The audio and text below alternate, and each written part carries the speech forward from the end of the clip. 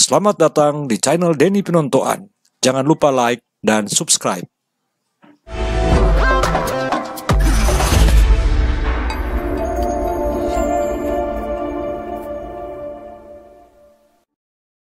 Tapi ya, selamat baku dapat lagi dengan saya di channel Denny Pinontoan ini. Dan kali ini saya akan berbagi cerita dan refleksi tentang satu jenis minuman alkohol berkadar tinggi yang khas Minahasa, yaitu yang oleh orang-orang kita di Minahasa ini menyebut namanya cap tikus. Nah, saya mulai dari sejarah.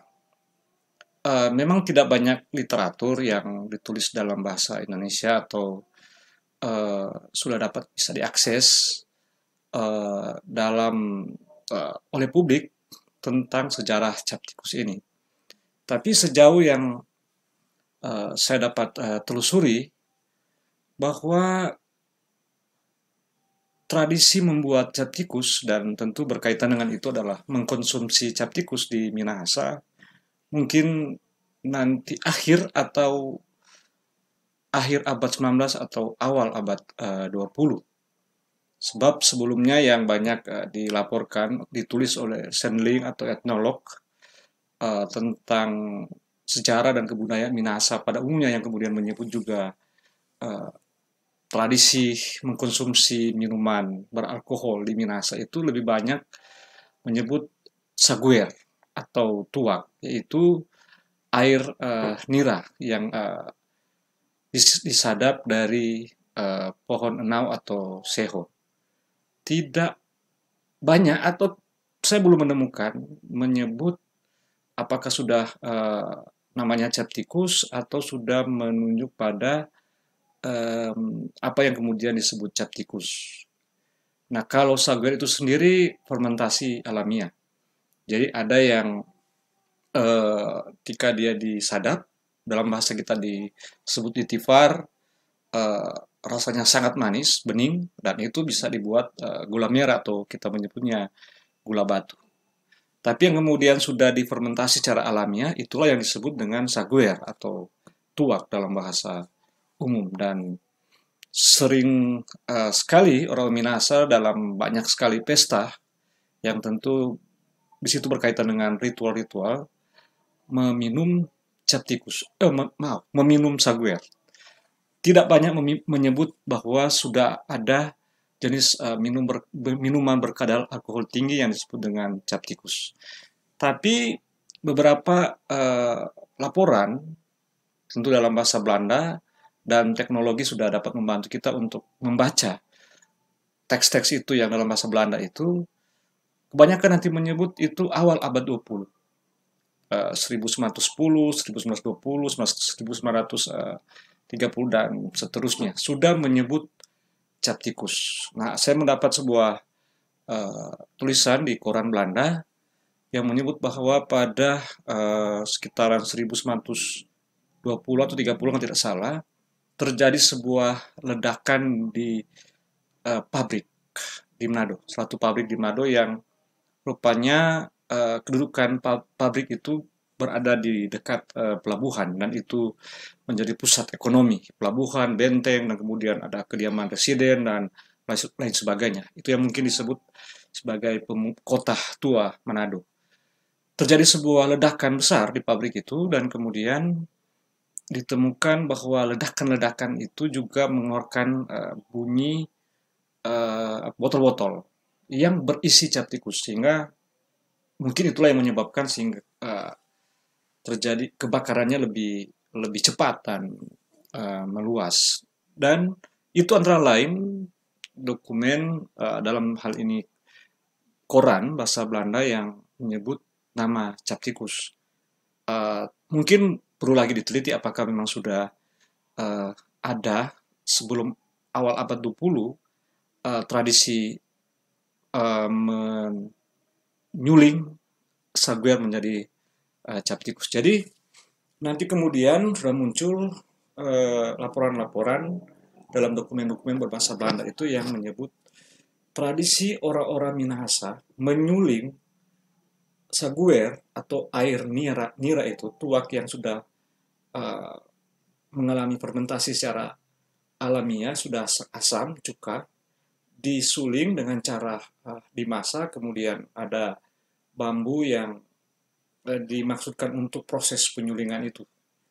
Mungkin dalam bentuk drum, lalu kemudian dihubungkan dengan bambu yang sekitar dia membentuk semacam semacam uh, ya kita bisa bayangkan seperti bambu itu seperti pipa-pipa. Nah, dimasak di drum, kemudian dia mendidih dengan tentu dengan panas yang cukup dengan panasnya cukup tinggi, kemudian menghasilkan embun, uap, dan uap itu kemudian mengikuti bambu tersebut dan dia menetes. Dia berputar dan kemudian menetes. Itulah yang kemudian menjadi cap tikus. Jadi boleh dikatakan ya untuk sementara dari segi sejarah cap tikus itu mungkin nanti dikenal akhir abad 19 atau awal abad 20. Saya duga bahwa teknik menyuling saguer atau tuak yang sudah dalam bentuk cuka itu menjadi cap tikus itu mungkin diperkenalkan dari luar atau orang-orang Minahasa yang keluar kemudian meniru cara menyuling itu di tempat yang lain. Karena umum di Nusantara ya tadi itu ada tuak namanya, saguer dan lain sebagainya. Di Indonesia Timur ya Minahasa, Maluku dan lain sebagainya itu menyebut saguer atau tuak. Dan di tempat lain kita juga menemukan jenis minuman berkadar alkohol secara alamiah karena dia terjadi dalam fermentasi secara alamiah. Nah, di masa itu memang masih masa kolonial, salah satu yang menjadi fokus perhatian pemerintah adalah opium. Tapi di Minahasa orang-orang lebih banyak mengenal saguer sampai akhir abad 19, tapi kemudian awal abad 20 sudah berubah ke cap tikus. Tapi ada juga beberapa referensi atau beberapa literatur yang menyebutkan orang-orang Minahasa terutama yang Tekeng Suraro atau masuk tentara yang menjadi Masose atau Knil yang keluar Minahasa ke Jawa dan tempat lainnya membawa kebiasaan minum alkohol berkadar tinggi. Mungkin waktu itu whisky, brandy, dan lain sebagainya. Nah, mereka pulang ke tanah Minahasa karena ya selain memang pemerintah fokus pada opium, tapi juga ada pembatasan-pembatasan mungkin dalam hal pajak dan lain sebagainya untuk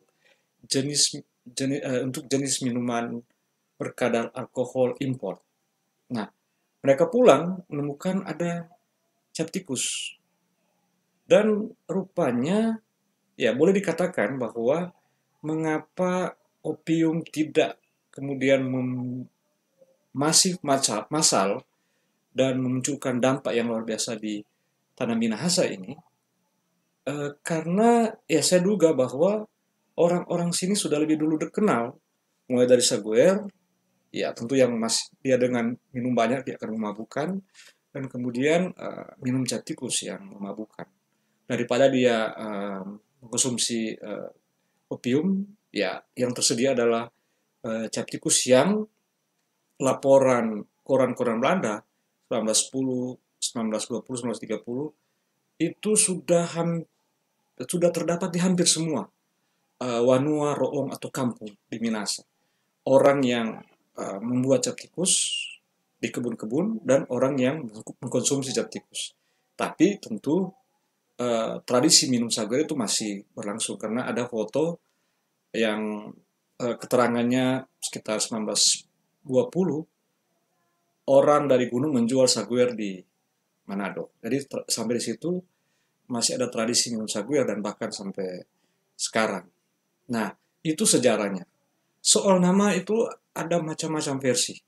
Ada yang mengatakan bahwa namanya mengikuti proses pembuatannya karena bambu untuk penyulingan cap tikus itu seperti jalan tikus. Tapi ada juga yang menyebut ketika awalnya cap tikus ini di apa ya, dijual melalui per botol, mereknya adalah cap tikus. Katanya pengusaha Tionghoa di Manado yang eh, menjual itu secara, karena secara lebih profesional dengan label cap tikus. Ya, kira-kira mungkin versi ini bisa juga diterima karena kita kan sampai hari ini masih eh, menemukan produk-produk warisan dari zaman lampau itu, mungkin itu perusahaan-perusahaan milik keluarga yang menggunakan nama cap dengan ejaan lama TJAP, cap gajah dan lain sebagainya. Mungkinlah cap tikus mengikuti itu, tapi mungkin masih harus perlu diteliti soal kepastian asal usul nama cap tikus. Tapi yang jelas sampai hari ini yang disebut cap tikus itu menunjuk pada satu jenis minuman berkadar alkohol tinggi yang khas di Tanah Minahasa. Bahan bakunya itu dari saguer yang difermentasi secara alamiah, kemudian dimasak, uapnya itu diproses dan menghasilkan itu yang disebut dengan cap tikus. Nah, um, yang ingin saya refleksikan kaitan dengan katakanlah tradisi orang Minahasa membuat cap tikus dan tentu bersama dengan itu minum cap tikus adalah apa yang terjadi di masa pandemi ini.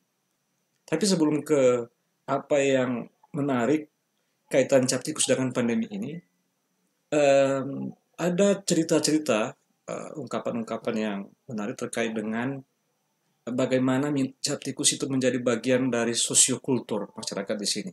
Dan ungkapan populer misalnya, minum 1 gram itu tambah darah, minum 2 gram itu banyak bicara, minum 3 gram itu apa ya, mungkin boleh katakan minum 1 gram itu pancing makan, untuk menambah selera makan, minum 2 gram itu untuk bicara, tambah bicara, minum 3 gram itu katanya untuk tambah darah, dan seterusnya karena sudah lebih dari 3 gram, 4 gram, maka orang mengistilahkan minum 3 gram, minum 4 gram, 5 gram itu tumpah darah. Nah, karena memang mungkin orang kemudian mengidentikan cap tikus itu dengan tindakan kriminal. Nah, itulah yang terjadi dengan sikap pemerintah terhadap produk cap tikus ini. Sebelum pandemi, cap tikus ini selalu dituduh sebagai sumber tindakan-tindakan kriminal. Padahal mungkin saja orang ketika melakukan tindakan kriminal, kelahi dan lain sebagainya, dia sudah membawa apakah dendam atau emosi atau karena temperamentalnya atau ada konflik-konflik. Cap tikus mungkin hanya untuk membuat dia berani. Artinya ya masih debatable juga apakah cap tikus yang menyebabkan tindakan kriminal itu atau bahwa memang ada masalah psikologi, ada masalah sosial, ekonomi lainnya yang kemudian orang untuk melakukan tindakan kriminal, orang untuk menjadi berani berkelahi kah atau ya buat kehebohan di kampung atau di lorong dan sebagainya itu dengan meminum cap tikus. Jadi saya kira belum belum dapat dipastikan lah bahwa cap tikus itulah yang menyebabkan. Mungkin dia akhirnya memang menjadi bagian dari keributan-keributan, kehebohan-kehebohan ya, tapi penyebab utamanya ya belum tentu. Nah, di satu pihak pemerintah menuduh bahwa cap tikus itu adalah sebagai sumber tindakan kriminal, dan itu versi pemerintah, pihak kepolisian dan sebagainya tentu. Tapi di masyarakat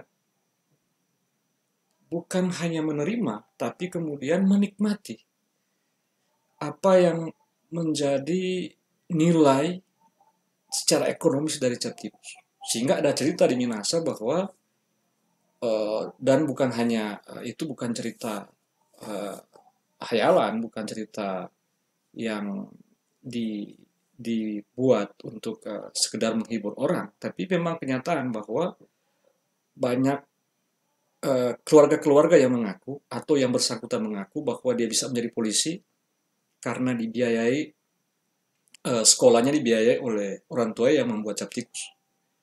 Bahkan menjadi guru, menjadi PNS yang bekerja di berapa kantor pemerintah, dan bahkan ada juga yang jujur mengakui bahwa dia bisa bersekolah pendeta di Fakultas Teologi misalnya, dan menjadi pendeta karena dibiayai oleh cap tikus. Nah, itu menarik. Artinya ada sisi-sisi yang lain yang harus kita lihat ketika berbicara atau menyoal tentang cap tikus. Iya, karena dimanapun memang begitu rupanya adanya bahwa apa yang disebut dengan minuman alkohol, apapun mereknya, selalu dikaitkan dengan kriminalitas, dengan moralitas yang tidak baik, dan lain sebagainya. Tapi saya kira perlu dibandingkan apakah asumsi pendapat umum itu dengan apa yang dialami oleh masyarakat Minahasa kebanyakan. Selain komoditi cengkeh memberi nilai ekonomis, keuntungan ekonomis, komoditi kelapa ya, pernah juga vanili, yang sudah lampau sekali itu kopi, tapi ini cap tikus. Dan saya kira memang benar adanya bahwa cap tikus secara sosio kultural ekonomis telah memberi dampak-dampak yang positif bagi masyarakat Minahasa. Nah, ketika memasuki pandemi, jadi sebelum masa pandemi ini cap tikus sering dikejar-kejar. Jadi di masa pandemi cap tikus itu sering sekali diburu dan diberi label negatif, dia sebagai sumber kekerasan kriminal di masyarakat, katanya begitu menurut pemerintah, dan juga mungkin ya tentu bagian dari itu adalah pihak kepolisian. Tapi di masa pandemi ini justru cap tikus itu mendapat penghargaan, penghormatan, mendapat ruang untuk dihargai dalam hal kadar alkohol tentunya, yaitu dan didukung oleh pemerintah dibuat menjadi hand sanitizer. Karena kadar alkohol cap tikus itu bisa mencapai 70, dan itu sangat sangat tinggi sekali kadar alkoholnya. Nah, ini yang menarik, bahwa selain pandemi mengubah pada banyak aspek kehidupan lainnya, sosial, politik, ekonomi, dia juga mengubah cara pandang, sikap orang terhadap cap tikus ini. Kalau sebelumnya kan ceritanya ada beragam sebenarnya. Ketika ditanya ke masyarakat, dalam hal ini mereka yang membuat cap tikus dan mendapat nilai keuntungan-keuntungan ekonomis dari cap tikus itu, ya tentu akan mengatakan bahwa ya cap tikus ini jangan dimusnahkan, jangan dihentikan. Tapi ya biasanya orang lebih pemerintah dalam hal ini atau pihak yang terkait lebih mudah menuduh cap tikus sebagai sumber tindakan kriminal. Padahal di supermarket atau di tempat-tempat penjualan yang lainnya kita menemukan di rak-rak itu ada minuman-minuman berkadar alkohol tinggi juga dan impor. Dan orang dapat dengan mudah membeli cap tikus itu, membeli minuman-minuman alkohol impor itu, tentu dengan mereknya yang wah-wah itu. Tapi mengapa hanya cap tikus yang kemudian dijadikan sebagai kambing hitam? Nah, tapi pandemi ini mengubah itu, bahwa dengan kebutuhan bahan baku untuk dibuat hand sanitizer sebagai salah satu upaya mencegah virus corona, cap tikus kemudian ya memang tidak dianjurkan untuk mengkonsumsi cap tikus dalam arti diminum, Tapi bagaimanapun ketika dia diterima dan bahkan didorong eh, penggunaannya untuk hand sanitizer, nah itu saya kira suatu yang mengubah.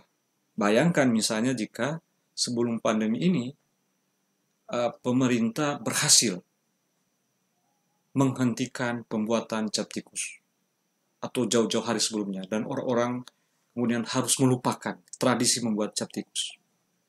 Nah, apa yang terjadi di masa pandemi ini? Bahan baku untuk hand sanitizer itu mungkin kita akan sangat sulit peroleh. Nah, jadi dengan demikian, satu hal yang terkait dengan cap tikus ini yang sering menjadi kontroversi, sering dituduh sebagai uh, alkohol yang menyebabkan tindakan kriminal, ternyata tidak monolitik maknanya. Maknanya tidak tunggal, karena memang penggunaannya atau apa ya, cara masyarakat berhubungan dengan cap tikus ini juga tidak tunggal. Ada yang mendapat untung ekonomis dari situ, ada yang ya eh, jaringan ekonomis dari cap tikus ini kan luas sekali, dia dari kampung orang-orang yang membuat, kemudian penjual dan lain sebagainya. Nah, ini mungkin memberi makna juga bagi kita bahwa satu hal dalam bentuk pun dia dalam bentuk alkohol tidak selalu bermakna hanya negatif pada hal tertentu dan juga mungkin tidak selalu positif, bahwa itu tergantung dari cara pandang kita terhadap cap tikus itu, terhadap alkohol itu, atau terhadap apapun, dan bagaimana upaya-upaya kreatif untuk kemudian mengupayakan dia menjadi sesuatu yang lebih bermanfaat, lebih berguna, dapat menolong banyak orang. Demikian, saya Denny Pinontoan. Terima kasih sudah bersama-sama di channel Denny Pinontoan ini. Jangan lupa like and subscribe. Terima kasih banyak.